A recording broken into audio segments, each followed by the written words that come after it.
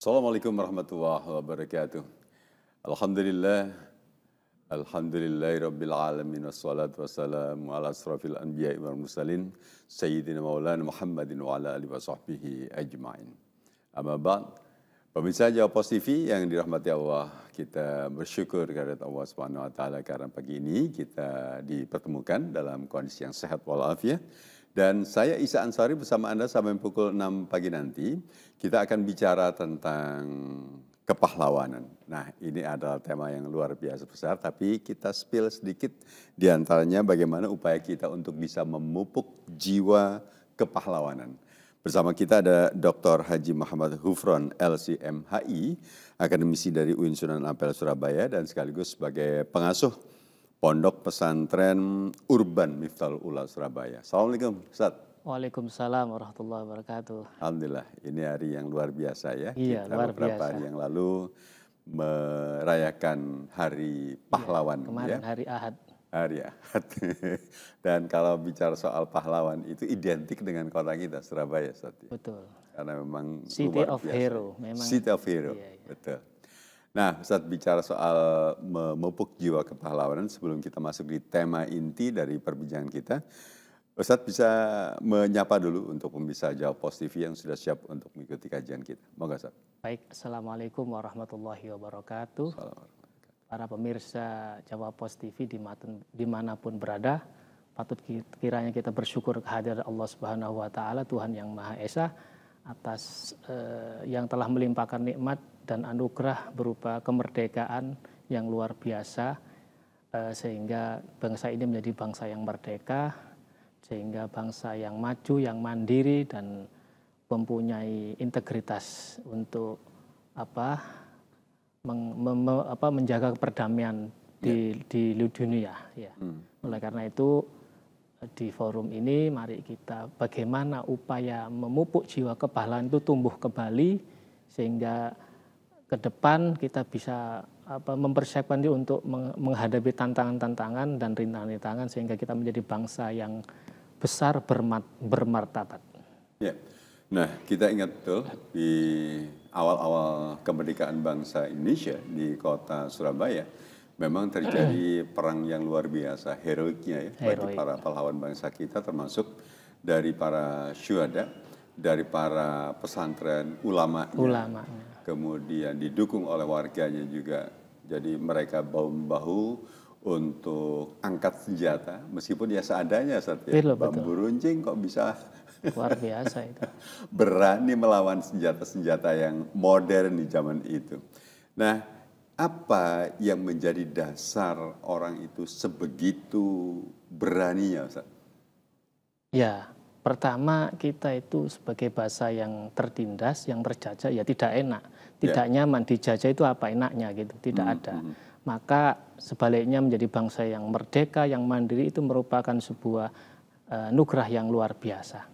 Oleh karena itu, di tengah-tengah tekanan dan penjajahan yang sudah lama ya, sudah berpuluh-puluh tahun ini, maka ada upaya yang sangat luar biasa dari anak bangsa yang ini didukung oleh para pemimpin bersatunya kaum nasionalis dan kaum santri. Nah, di mana sampai akhirnya 10 November pecah perang melawan penjajahan Hindia Belanda waktu itu. Tapi sebetulnya ini penjajahan yang luar biasa panjangnya. Tidak datang tiba-tiba, tapi melalui sebuah pengorbanan, baik nyawa ataupun harta dan semuanya. Dan ini 10 November itu merupakan tanda aja, menandai puncak dari pengorbanan. Sebelum itu sudah banyak pengorbanan. Maka dari itu dalam sejarahnya kan kita sudah diproklamirkan tanggal 17 Agustus 1945. Kemudian Belanda datang lagi untuk menjajah kan. Dan waktu itu Belanda ingin menekan para pemimpin, para rakyat itu untuk menyerahkan diri kepada pemerintah Hindia Belanda, tapi tidak mau. Akhirnya sampai waktu itu di Surabaya sudah dikuasai oleh penjajah waktu itu ya. Maka Panglima Jenderal Sudirman itu memohon fatwa kepada Hadratus Syekh Mbah Hasyim Asy'ari dengan mengutus utusannya bagaimana agar spirit jihad atau spirit memerdekakan itu muncul dari anak bangsa ini. Nah, akhirnya atas resolusi jihad ya 22 Oktober itu muncul sebuah perlawanan secara masif kepada Belanda. Maka dari itu fatwa yang sangat terkenal, setiap muslim atau anak bangsa yang radiusnya kurang lebih 92 atau 95 km dari wilayah Surabaya, maka dia wajib untuk pergi berjihad atau pergi berperang. Akhirnya dari resolusi akhirnya terlecut semangat untuk merebut kemerdekaan meskipun senjatanya apa adanya. Nah, maka dari itu riyadhah kiai dengan ilmu-ilmu mereka yang miliki ilmu riyadhah, ilmu istilahnya itu ilmu linuweh ya, ilmu karomah kiai-kiai itu dengan doa ya, didoakan bersama-sama ya, dari senjata bambu runcing itu ada doanya kan gitu, dan tidak sekedar doa tapi semangat untuk berkorban. Ini yang luar biasa. Betul. Cinta tanah air itu mengalahkan segala-galanya. Nah, akhirnya setelah 22 Oktober itu kan tidak jauh dari itu 10 November. Ya, betul. Ini ada rangkaiannya. Nah, ada rangkaian tidak. Betul. Jadi 10 November tidak bisa dipisahkan dari 22 Oktober, resolusi jihad. Nah, ini penting. Artinya peran santri, peran kiai ulama bersinergi dengan tokoh-tokoh nasionalis dalam hal ini yang dipimpin oleh Bung Tomo. Bahkan saya dapat info bahwa pekik Allahu Akbar itu ijazah dari Mbah Hasyim Asy'ari. Ijazah dari bukan pilihan kata dari Bung Tomo sendiri, karena Bung Tomo mewakili kaum nasionalis. Mungkin dia agak kurang fasih melafadzkan itu, ataupun kira-kira lafadz apa yang bisa, ataupun kata-kata yang bisa melecut semangat. Akhirnya takbir itu Allahu Akbar, melawan. Nah, itu semangat, sehingga yang kecil maha kecil, Allah maha besar, seperti itu. Betul. Nah, tentu memohon petunjuk Allah, diberi usaha keras, perang gerilya, dan tidak takut mati. Ini yang luar biasa ini. Ya, tapi usaha untuk memupuk jiwa kepahlawanan itu kan tidak bisa serta-merta, artinya tidak bisa instan. Ya, betul. Melalui proses yang panjang. Betul. Dan tadi Ustadz sudah mengawali, karena kita ini sudah nggak enak merasakan rasa yang sama, nasib yang sama, bahwa dijajah itu nggak enak. Betul. Makanya timbul ada kesamaan frekuensi di antara masyarakat atau bangsa pada saat itu ya. Tapi sebentar, saat kita jeda dulu. Betul. Ya, menarik ini. Dan pemirsa, kita baru di permulaan ya, kita bahas tentang memupuk jiwa kepahlawanan.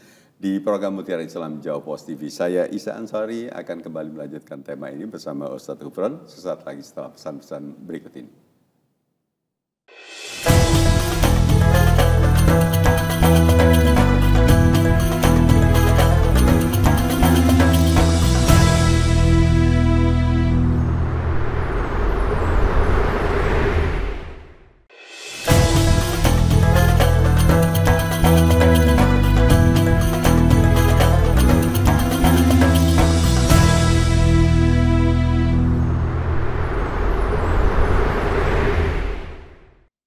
Pemirsa, selamat pagi untuk Anda yang baru saja bergabung dengan kami di program Mutiara Islam di Jawa Pos TV.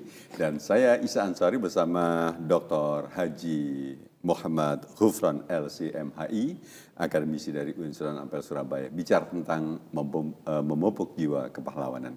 Nah, tadi sebelum jeda ya, kita kulik sebentar. Memupuk jiwa kepahlawanan itu memang tidak bisa singkat. Tidak bisa instan begitu saja. Nah, bagaimana proses itu sehingga kita kenal adanya peristiwa 10 November yang sangat heroik di kota Surabaya? Ya, tentu ini hanya jiwa-jiwa yang besar yang mampu mewujudkan itu, atau jiwa-jiwa yang ikut jiwa-jiwa yang besar, atau yang punya jiwa yang heroik atau kepahlawanan. Nah, kita tidak meragukan lagi bagaimana orang-orang besar atau founding father kita, termasuk tokoh ulama besar itu yang punya jiwa-jiwa pengorbanan. Mereka punya semacam doktrin bahwa rela berkorban untuk orang lain, untuk bangsa dan agamanya, itu ya. Makanya ada adegium hubbul waton minal iman, mencintai tanah air termasuk sebagian dari iman. Jadi muncul dari keimanan yang sangat kuat, yang sangat dalam. Lah kalau orang imannya kuat itu nggak eman-eman, sudah lanjut saja, Bismillah. Urusan berhasil itu urusan Allah, gitu loh. Yang penting bagaimana menunjukkan usaha yang keras, berjuang keras untuk merebut kemerdekaan waktu itu ya. Yang berikutnya memang ini perlu pelatihan, perlu latihan, perlu komando, satu tujuan. Tidak ada istilahnya itu perpecahan atau perbedaan pendapat.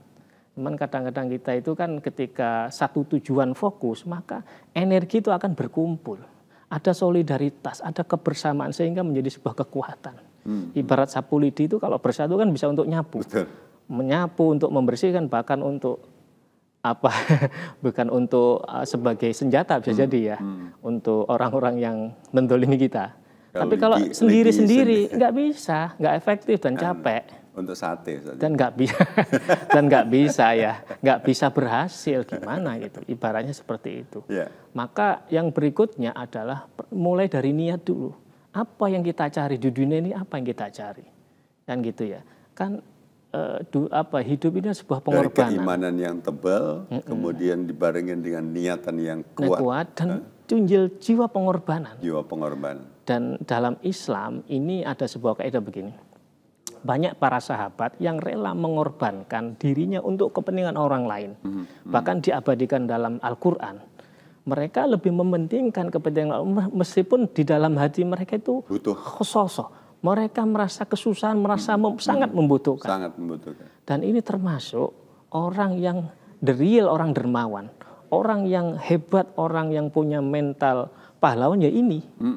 Jadi dalam keadaan apapun, dalam keadaan terpuruk, dalam keadaan sakit seperti bagaimana Jenderal Sudirman itu, beliau memimpin pasukan dalam keadaan sakit sampai ditandu. Ini berarti jiwa-jiwa yang luar biasa ini. Bukan jiwa-jiwa yang meronta-ronta ya, tapi betul-betul untuk bagaimana ada upaya bermanfaat dan berkorban untuk, kalau nggak sekarang kapan lagi kan begitu ya. Kita sudah lama terjajah seperti itu. Nah, oleh karena itu niat yang berikutnya jelas, kalau niatnya baik ya, kalau secara agama ya, apalagi kalau nggak dicari kecuali rahmat Allah. Sebagaimana dalam surah Al-Baqarah begini, sesungguhnya orang-orang yang beriman, mereka itu hijrah dan berjihad di jalan Allah, mereka hanya mengharapkan yarju rahmat Allah, mengharapkan rahmat Allah, kasih sayang Allah, pertolongan Allah, itu saja. Wallahu ghafurur rahim. Maka dari itu, ketika kita yang dicari kita rahmat Allah, ridho Allah, maka yang tadinya kita lemah jadi kuat, yang tadinya low jadi semangat, karena kita ada energi, ada pertolongan. Makanya saya istilahkan begini ya, ada lillah, ada fillah, ada billah. Nah, kalau billah itu atas kekuatan Allah, atas pertolongan Allah, atas petunjuk dan kekuatan Allah, billah, bismillah, kan begitu ya. Bismillah. Kemudian untuk apa kita berjuang? Ya untuk lillah, untuk mencari ridho Allah, untuk menegakkan kepentingan bersama, kepentingan bangsa dan negara. Itu lillah, kepentingan publik salah satunya, kepentingan rakyat, empati sosial, membangun peradaban bangsa sehingga menjadi maju dan semakin modern. Yang terakhir adalah fillah. Fillah itu termasuk sesuai dengan ketentuan dan aturan-aturan Allah dan Rasulnya. Termasuk sesuai dengan perundang-undangan. Kita ini soal perundang-undangan kita sudah nggak bisa diragukan. Banyak sekali. Tinggal bagaimana menegakkan undang-undang ini dengan baik dan konsekuen. Ini penting sekali. Maka dari itu kita menyatukan antara billah, lillah, dan fillah. Sehingga oh iya ya, kita ini nggak merasa paling pinter sendiri, tapi atau berjuang sendiri, nggak bisa. Hari ini nggak bisa kita berjuang ataupun maju dengan diri sendiri. Kita harus collaboration. Itu penting. Nah, kita kilas balik 10 November ya jelas nggak mungkin kita maju melawan tentara ataupun musuh sendirian. Bisa bunuh diri, Pak. ya bisa bunuh diri. Ya jangan jauh-jauh, kalau sepak bola kehilangan satu aja pemain kan udah kocar-kacir, pertahanan jadi lemah toh. Itu dunia sepak bola loh. Betul. Ya apalagi dua pemain, waduh bisa bobol ini. Apalagi sendiri, nggak bisa. Tetap kolaborasi dan kerjasama, dan kita itu satu tim kan gitu ya. Kita satu tim. Untuk itu jiwa ini harus kita munculkan, bahwa kita itu harus mengedepankan orang lain, menjadi orang yang bermanfaat. Bahkan kalau bisa tercatat dalam orang-orang dalam terpilih, tercatat dalam sejarah. Luar biasa ini. Orang-orang yang hari ini kita sebut ya, itu mereka orang sudah hero. Zero to hero bahkan istilahnya itu.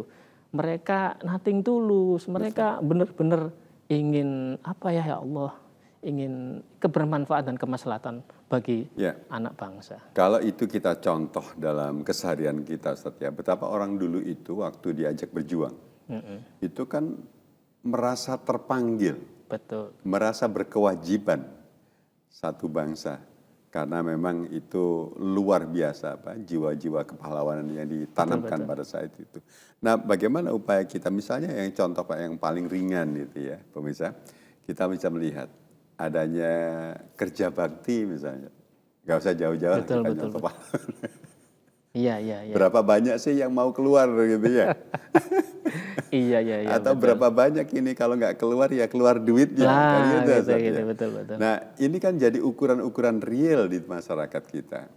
Apalagi kalau sudah ada di maaf itu di perumahan-perumahan besar itu saling nggak kenal itu antara tetangga, itu bisa jadi begitu. Betul. Bagaimana memupuk jiwa kepahlawanan itu kita tarik pada saat kekinian? Pertama kita harus mengedukasi ya, mengedukasi masyarakat. Terutama kita mulai dari diri sendiri, kita memberi contoh dan keteladanan. Ibda' binafsi. Mengedukasi itu penting. Kita nggak usah banyak bicara, banyak bekerja, banyak mengajak ataupun berdakwah bahasa agamanya itu untuk kepada kebenaran. Dalam hal-hal kecil, kita beri contoh. Kita berjuang itu nggak bisa dengan kata-kata, dengan kekuasaan, ya kan, dengan pengaruhnya, ataupun dengan tangannya, dengan relasi-relasinya kan bisa itu. Itu juga bagian dari perjuangan. Yang berikutnya dengan ucapan, ya dengan motivasi, sugesti. Ya, kalau nggak bisa dua-duanya ya dengan hartanya, bisa minumannya keluar, makanannya keluar. Ya terus terang kemarin di kampung saya itu, saya awalnya sendiri ya membersihkan got. Waduh, berat sekali untuk ukuran saya yang kecil ya. Tapi ya saya hadapi aja. Lama-lama tetangga ikut. 2 orang ikut bantu tanpa saya ajak, ya sudah ikut aja, berbuat saja. Terpanggil aja. Wah, ini tetangganya Ustaz berarti jiwa kepahlawanannya sudah muncul. Ya, artinya kita itu mengajak bukan mengejek, mendidik bukan menghardik, membimbing bukan membina bukan membinasakan. Itu kita bukan merasa sok pahlawan, tapi ya kita empati dan peduli gitu aja. Dan yang paling penting itu cinta lingkungan. Nah, itu apa? Ya, cinta lingkungan itu bagian dari mencintai mencintai negara ini kan gitu. Iya, karena embrionya itu ada lingkungan kita sendiri. Iya, lingkungan. Ya. Baik. Iya. Nah, pemirsa, Anda jangan kemana-mana karena perbincangan kita masih cukup panjang. Kita masih punya beberapa segmen lagi sampai pukul 6. Kita masih ada di program Mutiara Islam Jawa Pos TV.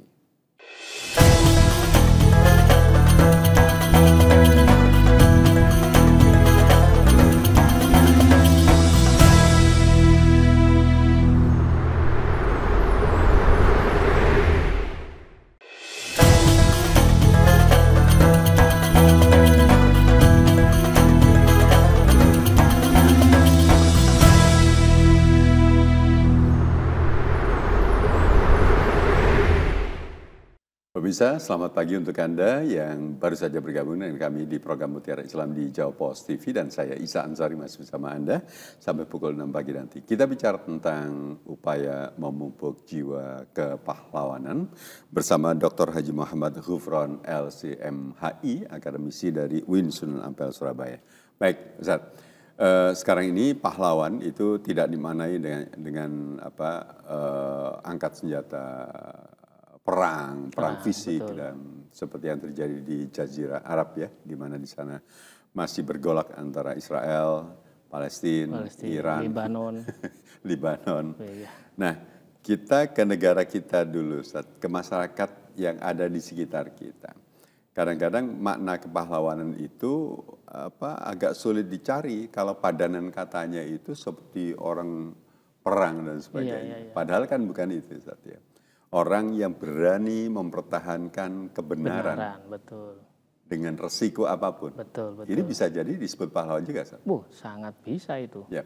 Justru itu indikator kepahlawan itu berani memperjuangkan dan mempertahankan kebenaran. Kebenaran, betul. Ya, berani untuk membela keadilan dan tetap berprinsip teguh pada moral, prinsip-prinsip moralitas. Yeah. Meskipun itu pahit. Maka dari itu dalam hadis Rasul, kulil haqqo walau kana murran.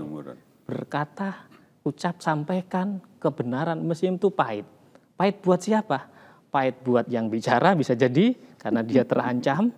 Ya kan, dia nggak nyaman, bisa jadi dipecat, bisa jadi dipindah atau dimutasi. Memang berat. Atau murron bagi yang mendengarkan. Ya bagi yang mendengarkan ya pahit juga, nggak enak juga kan.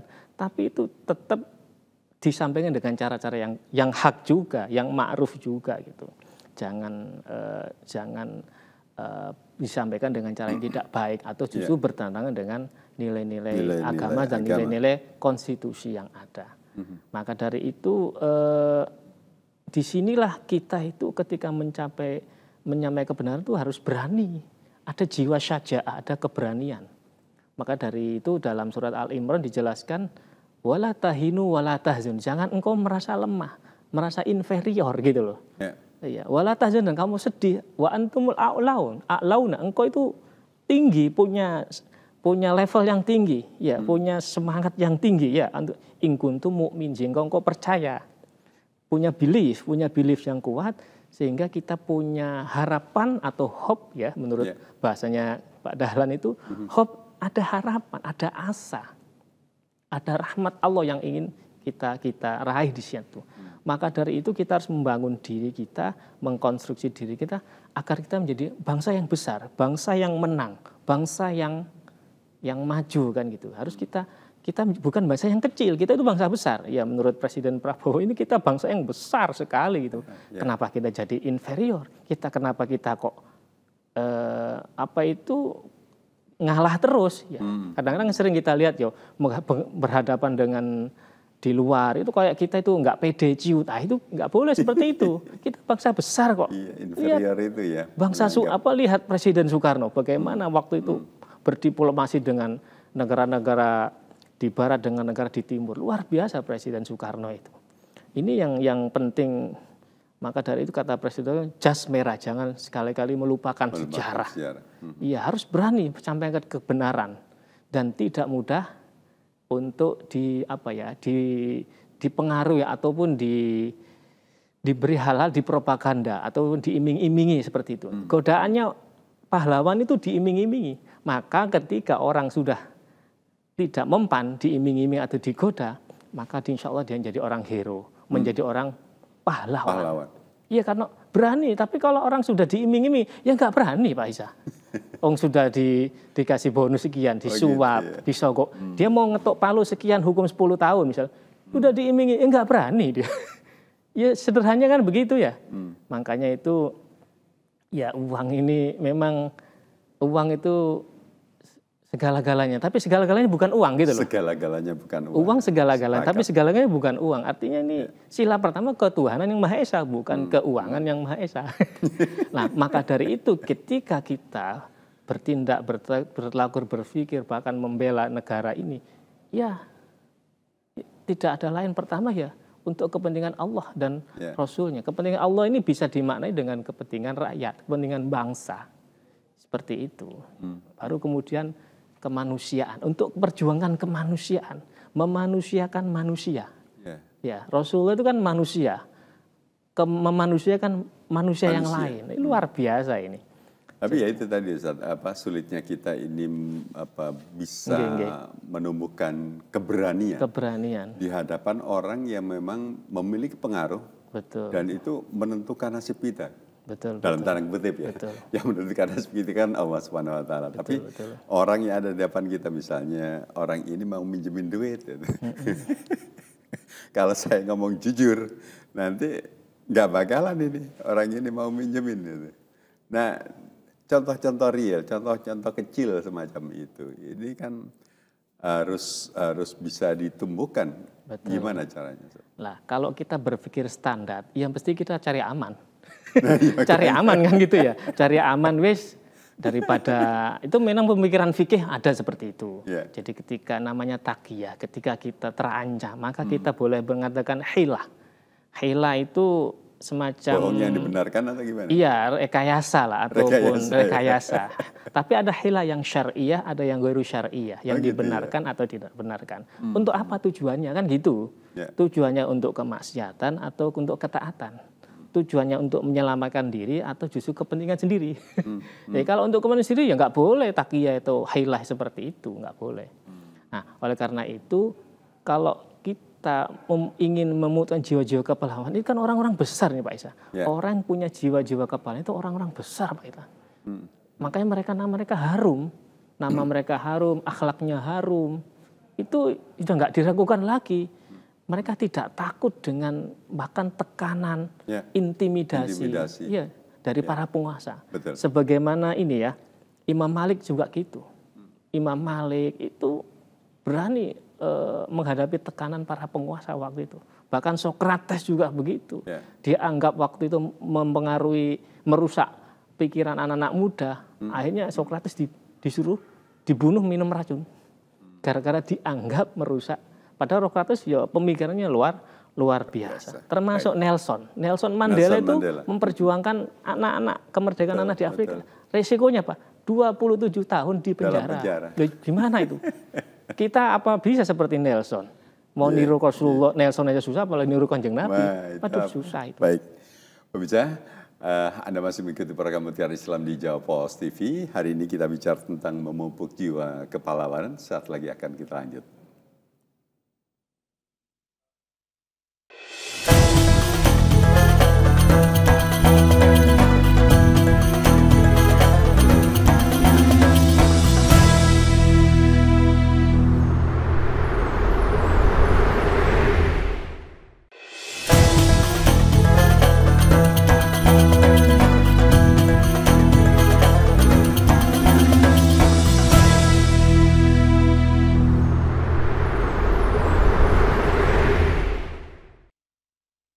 Baik pemirsa, untuk memupuk jiwa kepahlawanan memang banyak upaya yang bisa kita lakukan dari lingkup kita sendiri di mana kita tinggal atau bahkan yang lebih luas lagi dalam konteks kita berbangsa dan bernegara.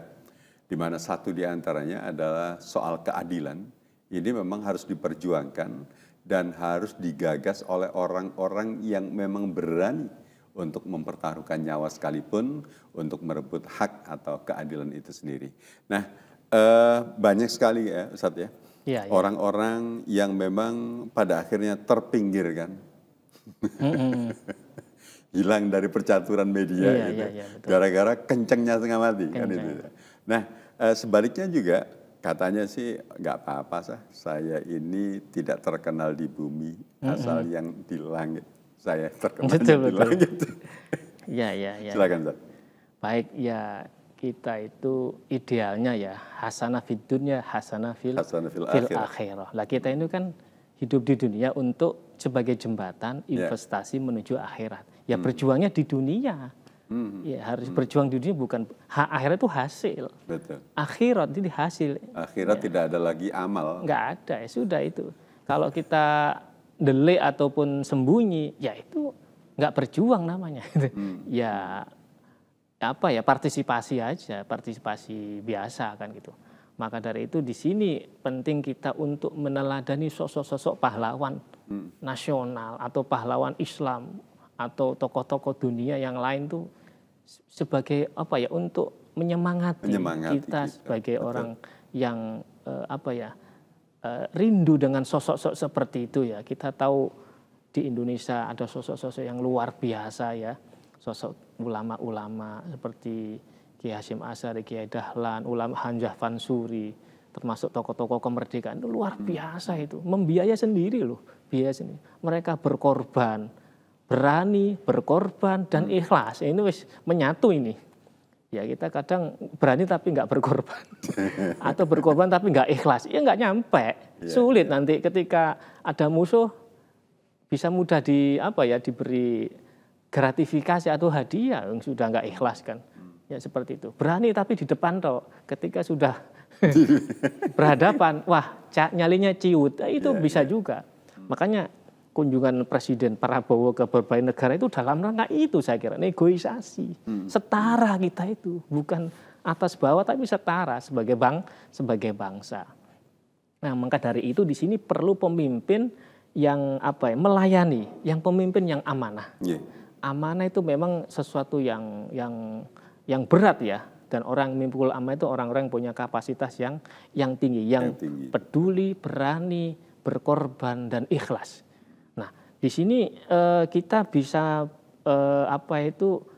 pemimpin yang juga melayani. Pemimpin di sini tidak sekedar jadi menara gading ya, minta dilayani, tapi melayani.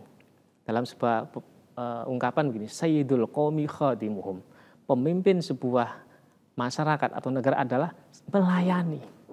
Kita tahu Umar bin Khattab itu tiap hari keliling ke kampung-kampung untuk memastikan apakah ada orang miskin yang belum terlayani, yang belum sejahtera. Istilahnya sekarang itu berkantor di tengah-tengah masyarakat, belusukan, itu bisa menjadi contoh. Itu sebetulnya sudah dicontohkan oleh Umar bin Khattab dan sebagainya. Bahkan ini termasuk ini ada cerita dari Imam Abu Hanifah itu, beliau pernah menolak jabatan menjadi hakim. Padahal ini hakim kan strategis ya, betul. Duitnya banyak ya dan sebagainya ya. Tapi beliau menolak, khawatir karena beliau tidak amanah. Khawatir tidak amanah, beliau menolak sampai akhirnya Imam Hanifah di penjara itu. Bayangkan dikasih jabatan enggak mau karena ini amanah, ini berat sekali. Betul. Maka dari itu ini penting bahwa menjaga amanah itu penting sekali. Dan ini menurut itu Hatta itu wakil presiden pertama itu, bahwa beliau itu ketika diberi amanah itu dijalankan dengan penuh konsekuen, tanggung jawab, dan beliau tidak ada terpikir untuk menyalahgunakan kekuasaan. Nah ini penting. Kadang-kadang orang sudah berkuasa, sudah istilah itu menyalahgunakan kekuasaannya. Sudah lupa dengan janjinya. Lupa. Kalau udah jadi lupa kan begitu biasanya kalau orang penguasa. Itu tadi ya keberanian seseorang untuk bisa mempertahankan tentang kebenaran. Iya benar. Ini kan berisiko juga ya. Kadang kita ini kalau tidak sepakat dengan misalnya keputusan yang diambil oleh para penguasa atau bahkan di lingkup organisasi kita di tempat kerja kita yang tidak sepakat dengan keputusan yang diambil oleh pimpinan, itu kita dikatakan tidak loyal, tidak bela. Padahal menurut kacamata kita itu salah gitu ya. Iya, itu orang seperti itu orang yang mental mengekor saja menurut saya, tidak menjadi leader. Ini kan kita bicara leader ya. Leader itu harus di depan. Apapun yang dia sampaikan tindakan itu selalu ada resiko. Resiko buruk maupun resiko baik itu resiko gitu loh.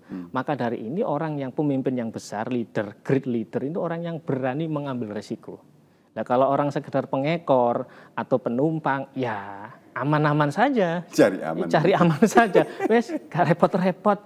Wah, artinya istilahnya itu kurang ada inspirasi ataupun gerakan-gerakan yang masif, yang berbeda di luar nalar atau di luar nurul lah. Nah ini penting. Terkait dengan perbedaan, ini kita bisa belajar dengan Imam Syafi'i. Imam Syafi'i itu berani menghargai perbedaan. Oh betul. Berani berbeda, tapi menghargai perbedaan dengan baik. Ya akhirnya dengan santun, kata-kata yang dipilih. Betul, tidak langsung konfrontatif, tidak langsung membunuh lawan bicara kita, tapi benar-benar saling menghormati. Bahkan Imam Syafi'i itu luar biasa ya. Artinya ini karena perbedaan itu penting, tapi kebersamaan jauh lebih penting. Jadi perbedaan dalam kebersamaan. Kebersamaan. Nah, betul. Jadi menarik ini, perbedaan dalam kebersamaan. Iya. Berbeda tapi tetap sama-sama. Iya, gitu, betul. Nah, baik pemirsa, kita masih ada 1-2 segmen lagi ya untuk kita tuntaskan program Mutiara Islam di Jawa Pos TV mengangkat tema tentang memupuk jiwa kepahlawanan.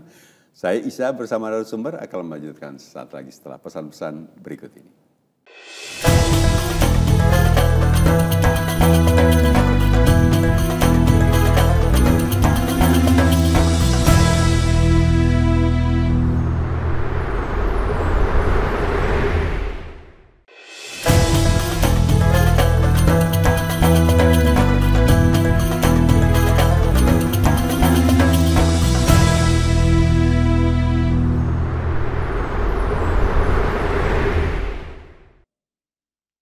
Bisa kita tahu bahwa kita satu dengan yang lain itu berbeda dan itu sunatullah ya. Allah menciptakan manusia itu terdiri dari suku-suku, terdiri dari ras dan seterusnya, termasuk bangsa-bangsa. Nah, disinilah pentingnya kita ini bisa memahami perbedaan-perbedaan di antara semuanya.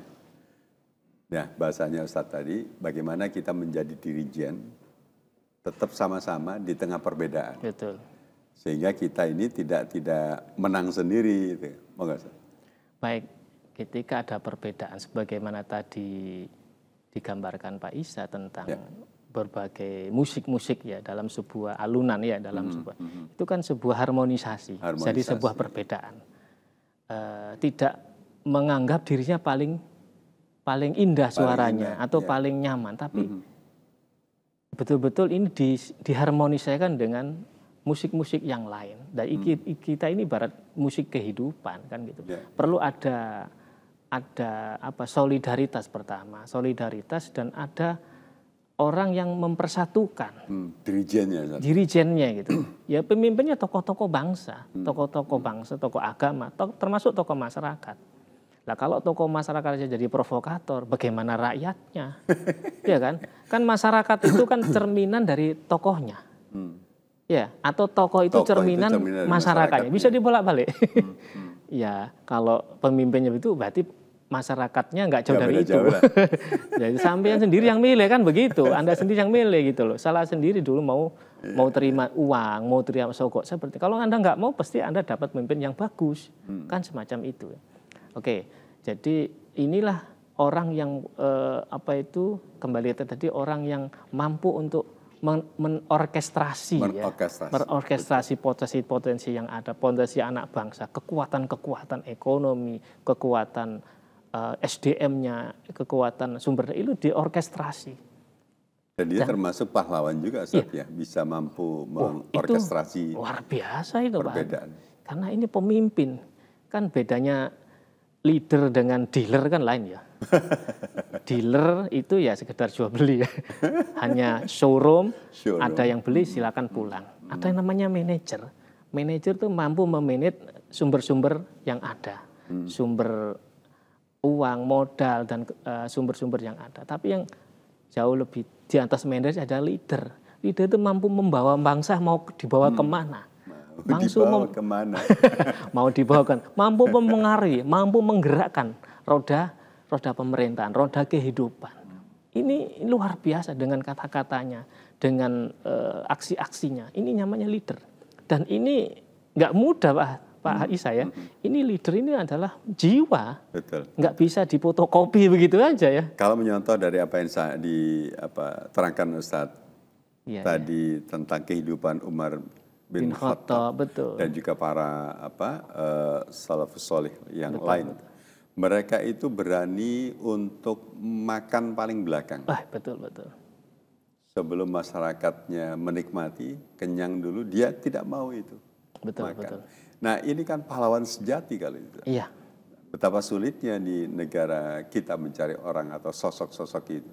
Saya saja yang tidak bisa nyari atau gimana? Memang orang-orang disebut orang-orang yang langka, Pak Isa. Orang-orang yang langka, orang-orang yang hidden seperti itu, mereka berjuang, kadang-kadang berjuang dalam diam. berjuang dalam diam, berjuang nggak mau diketahui juga ada. Berjalan di jalan sunyi nih. Di jalan sunyi itu, ya dengan doa-doanya, dengan aksi-aksinya, ya. Maka dari itu juga tidak bisa kita nafikan. Tapi di ruang publik itu kita harus bekerja sesuai dengan sistem yang disepakati. Itu ya. Sistem yang sepakat. Nah, kita bekerja di luar sistem atau di dalam sistem, tergantung kita mau posisi di mana. Maka dari itu di sini kita, yang penting adalah bagaimana kita terus memperjuangkan kebersamaan, persatuan dan membela hak-hak masyarakat itu ya. Terus menerus, karena ini menjadi menjadi trigger kita gitu ya. Apakah kita sukses atau tidak, kita berhasil atau tidak, itu tergantung bagaimana kita bisa mengelola perbedaan, mengorkestrasi itu. Tidak membentur-benturkan, tidak justru menghadap-hadapkan, tapi bagaimana meletakkan sesuatu pada tempatnya. Itu namanya adil, Pak Isa. The right man in the right place in the right time. Itu namanya mana adil. Betul. Adil itu ta'ukulidhi hakin haqqahu. Memberikan setiap orang sesuai haknya, sesuai proporsinya, sesuai minatnya, kapasitasnya. Ya, bakat-bakatnya termasuk seperti itu. Maka penting di sini kita harus tahu posisi lah, ibarat permain. Lagi-lagi sepak bola ataupun yang lain kan ada orang yang memang sebagai kiper, menjaga kiper itu ya. Ada sebagai striker menyerang. Ya perlu ini. Tapi bisa juga ini kita bertukar peran satu saat. Jika memang kondisi terdesak, kiper bisa jadi striker kan begitu ya. Anda Pak Isa pernah tahu ya ceritanya penjaga gawang Kolombia. Rene Higuita bisa ngegol kan ternyata. Bisa ngegol kan gitu ya. Luar biasa. Jadi dia menjadi striker. Karena dia menginspirasi, mempengaruhi pemain-pemain yang lain. Betul. Nah, itu semangatnya tumbuh. Berarti ada jiwa-jiwa leader. Jiwa-jiwa kepahlawan dalam sisi orang. Itu gampang menandai. Setidaknya ya berani berkorban, berikhlas dan tanpa pamrih seperti itu. Termasuk kita apresiasi juga pada anak-anak kita atau adik-adik kita yang sedang menempuh belajar ya, dimanapun. Betul. Mereka merantau, berani lapar, menahan, prihatin. Betul. Ini kan bagian-bagian nanti bisa dicontoh atau dia akan memetik hasil itu setelah. Dan itu termasuk perjuangan. Betul. Berjuang melawan kemiskinan dan kebodohan. Ini perlu menjadi. Jadi ingat makalahnya Imam Syafi'i ya. Tapi nanti kita akan buka lagi. Sesaat lagi pemirsa kita akan lanjut untuk program Mutiara Islam di Jawa Pos TV hari ini.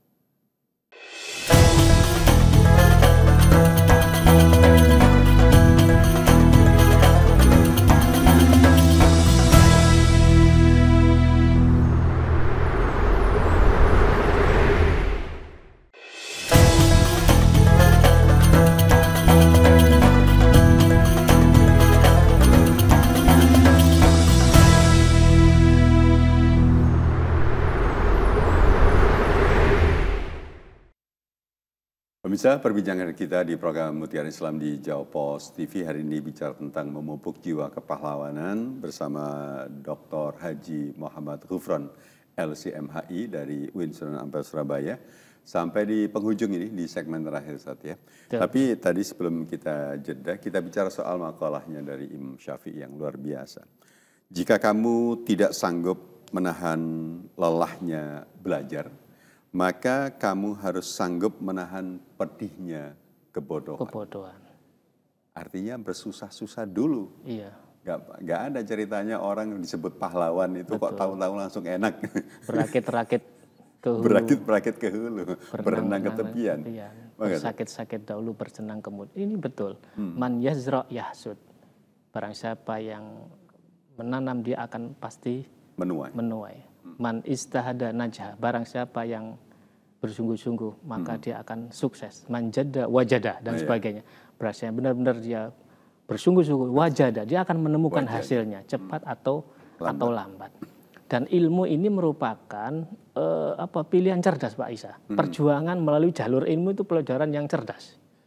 Dan ini ibaratnya investasi masa depan. investasi masa investasi depan. masa depan. Ibaratnya bangsa ini butuh ilmuwan-ilmuwan, butuh ilmunya yang pandai, bijaksana dan cinta tanah air. Seperti itu ya.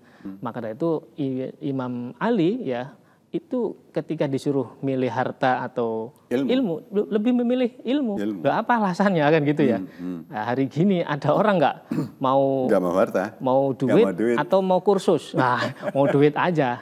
Mau nasi atau mau internet, mau nasi. Padahal kan itu kan internet bagian dari untuk melancarkan atau mencari ilmu. Nasi. Tapi orang masyarakat kita masih berpikir jangka pendek, Pak Isa. Berpikir untuk instan. Pokoknya isok makan seperti itu. Ya, karena memang realitasnya seperti ini. Oleh karena itu kita sebagai pemimpin, sebagai apapun ya, sebagai anak bangsa terutama generasi muda, kita harus meningkatkan keterampilan kita, wawasan kita. Kita itu dari sisi kita ya, dari keterampilan kita, kapasitas kita upgrade terus, skill-skill kita, baik hard skill maupun soft skill. Kemampuan soft skill itu justru di situ banyak menentukan sukses seseorang. Bagaimana pandai bernegosiasi, bagaimana pandai memanage waktu, bagaimana bisa menjaga harmoni ataupun relasi-relasi itu penting. Ya. Berjejaring. Berjejaring, berkolaborasi seperti itu. Istilahnya itu melakukan pokoknya istilahnya kalau orang Jawa itu pokoknya obah pasti dapat rezeki kan gitu. Pokoknya obah terus. Jangan berdiam diri. Itu yang pertama, meningkatkan kapasitas dan keterampilan. Yang kedua, meningkatkan kepedulian sosial. Nah, ini empati sosial. Maka di sini perlu dengan langkah-langkah praktis lah. Misalkan kita jadi relawan di lembaga-lembaga panti sosial, lembaga-lembaga pemberdayaan masyarakat, di kampung-kampung kita itu jiwa-jiwa empati. Latihannya dari situ. Bekerja meskipun tidak ada yang melihat, itu latihannya. Atau membantu orang yang benar-benar kita butuhkan. Meskipun orang itu nggak minta bantuan kita, tapi kita terpanggil untuk membantu, untuk empowering, untuk mengentaskan orang seperti itu. Itu termasuk langkah-langkah praktis kita peduli ataupun punya jiwa solidaritas dan kepedulian orang lain. Karena empati itu jembatan menuju hati orang lain. Kalau kita nggak punya empati, gimana kita bisa merasakan apa yang dirasakan orang lain? Iya, nggak punya empati, nggak punya rasa. Nggak punya perasaan. Makanya kalau orang Jawa itu bisa merasa, bukan merasa bisa kan gitu ya. Bisa rumongso, ojo rumongso, bisa. Artinya ini kepekaan hati ini ya.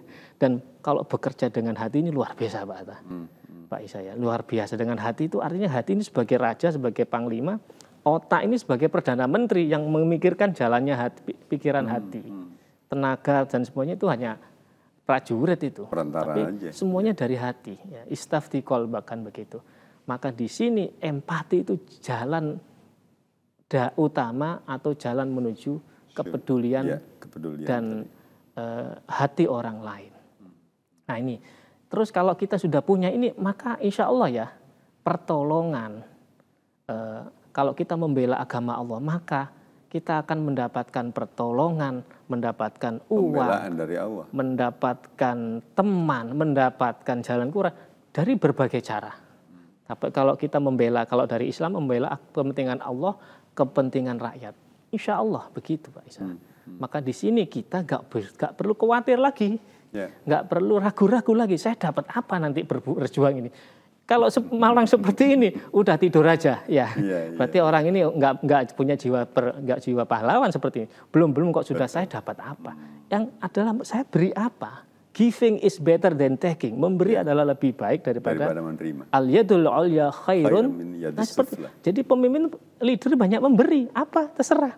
Kalau dosen memberikan pencerahan, kalau guru begini, kalau pemimpin begini, tergantung. Macam-macam sesuai dengan tugasnya masing-masing. Jadi istilahnya seperti itu. Jangan sampai kita itu dituduh orang yang istilahnya hanya untuk kepentingan sesaat. Jangan sampai terulang untuk 5 tahun berikutnya. Artinya kan kita sulit untuk mencari pemimpin. Betul. Nah ini menjelang pilkada 27 November ini ya. Pas ini sekali. Banyak calon tunggal itu. Maka disinilah 27 November itu bagaimana menjadi pemimpin yang heroik, yang punya jiwa-jiwa. Mudah-mudahan kita doakan bersama-sama mereka terinspirasi terus-menerus untuk terus berjuang membela kepentingan rakyat, terutama rakyat yang termarginalisasikan. Mudah-mudahan terpupuk jiwa kepahlawanannya. Ya kita doakan terus, kita support terus, kita kawal, kita dampingi, kita bimbing dan sebagainya. Betul. Mohon doanya Ustaz untuk mengakhiri program kita hari ini. Ya, baiklah, mari kita berdoa bersama-sama. Semoga kita terpupuk jiwa-jiwa keberanian, jiwa-jiwa kepahlawanan, jiwa-jiwa untuk membangun negeri ini. Amin ya rabbal alamin. A'udzubillahi minasyaitonir rajim. Bismillahirrahmanirrahim. Alhamdulillahirabbil alamin. Allahumma shalli ala sayyidina Muhammad fil awwalin wa fil akhirin wa fil mala'il a'la ila yaumil. Allahumma a'inna ala dzikrika wa syukrika wa husni ibadik. Allahumma anfa'na bima 'allamtana wa 'allimna uluman tanfa'una. Bismillahi ma sya'allah la yasukul khaira illallah. Bismillahi ma sya'allah la yasrifus su'a illallah. Bismillahi ma sya'allah ma kana min ni'matin faminallah. Bismillahi ma sya'allah la haula wa la quwwata illa billahil azim. Allahumma inna nas'aluka ridhaka wal jannah wa na'udzubika min sakhatika wan nar. Ilahana anta matlubuna wa ridhaka anta maqsuduna wa ridhaka matlubuna ya Allah. A'tina mahabbataka wa ma'rifata ya rabbal alamin. Rabbana atina fid dunya hasanah wa fil akhirati hasanah wa qina adzabannar. Wa sallallahu ala sayyidina Muhammad walhamdulillahi rabbil alamin. Ustaz, terima kasih untuk ulasannya, memupuk jiwa kepahlawanan. Dan pemirsa, terima kasih juga Anda yang sudah bergabung bersama kami kurang lebih 1 jam kita berinteraksi di program Mutiara Islam Jawa Pos TV. Dan insya Allah besok kita akan kembali hadir untuk menyapa Anda di program yang sama mulai pukul 5 waktu Indonesia Barat. Saya Ica Ansari bersama narasumber kami harus mohon diri dari hadapan Anda. Wallahul muwaffiq ila aqwamit thoriq. Wassalamualaikum warahmatullahi wabarakatuh. Waalaikumsalam warahmatullahi wabarakatuh.